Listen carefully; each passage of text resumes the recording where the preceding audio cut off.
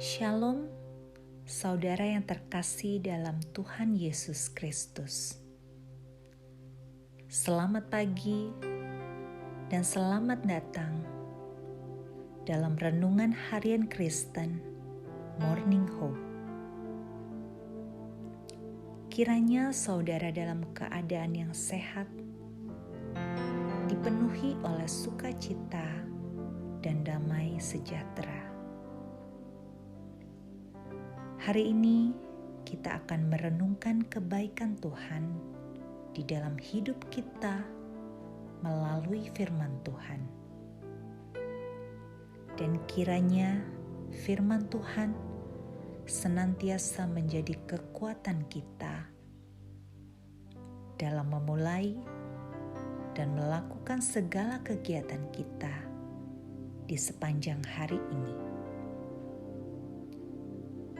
Namun sebelum kita merenungkan kebenaran firman Tuhan, mari kita berdoa.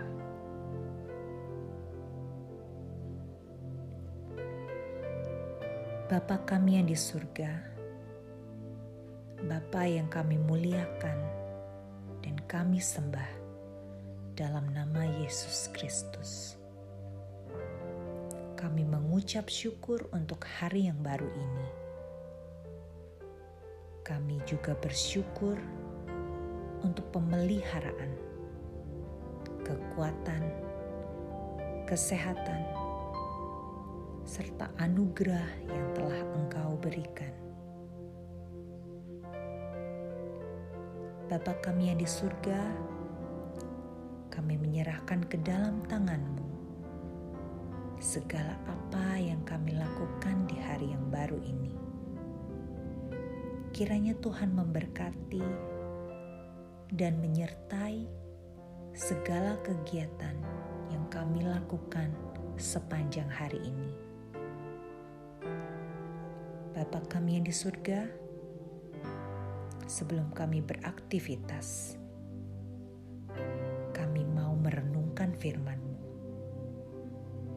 Kiranya Tuhan yang memimpin agar kami semakin mengerti firman-Mu dan juga dapat melakukannya dalam kehidupan kami hari ini. Terima kasih ya Tuhan. Kami menyerahkan semuanya ke dalam tangan pengasihan-Mu. Dalam nama Tuhan Yesus Kristus, kami berdoa. Amin. Pernah ada seseorang menceritakan seorang yang lain. Anggap saja si A menceritakan si B kepada si C. Suatu ketika, si B mendapat bagian untuk melayani di gereja. Waktu itu, si B datang terlambat dan sering kali terjadi si B datang terlambat ketika bertugas untuk melayani. Waktu itu ada beberapa kesalahan teknis yang terjadi dan mengganggu jalannya ibadah, seperti lampu mati di awal-awal ibadah. Karena kejadian itu, si A beranggapan bahwa pelayanan si B tidak dikehendaki oleh Tuhan. Mendengar hal itu, saya bertanya dalam hati, masa iya Tuhan sejahat itu? Sehingga mencoba menggagalkan jalannya ibadah. Akan tetapi, jika iya, lampu mati yang terjadi juga hanya sebentar. Kemudian ibadah dapat berjalan normal seperti biasa. Bapak, Ibu, Saudara, dalam hidup ini kita pasti akan bertemu dengan berbagai masalah kehidupan. Baik itu masalah hidup kita sendiri maupun masalah hidup orang lain. Apakah itu baik atau tidak baik? Dan akan ada begitu banyak hal yang tidak sesuai dengan ekspektasi kita. Karena apa? Karena setiap kita mempunyai standar masing-masing dalam menilai kehidupan. Namun, ketika itu tidak sesuai dengan ekspektasi atau standar kita? Apakah benar jika kita mengaitkan itu semua dengan ketidaksukaan Tuhan terhadap kita manusia? Mudah bagi kita melihat selumbar di mata orang lain, sedangkan balok di dalam mata kita sendiri kita tidak tahu. Bukankah firman Tuhan dengan sangat jelas berkata di dalam Lukas 6 ayat ke-37, "Janganlah kamu menghakimi, maka kamu tidak akan dihakimi. Dan janganlah kamu menghukum, maka kamu tidak akan dihukum. Ampunilah dan kamu akan diampuni."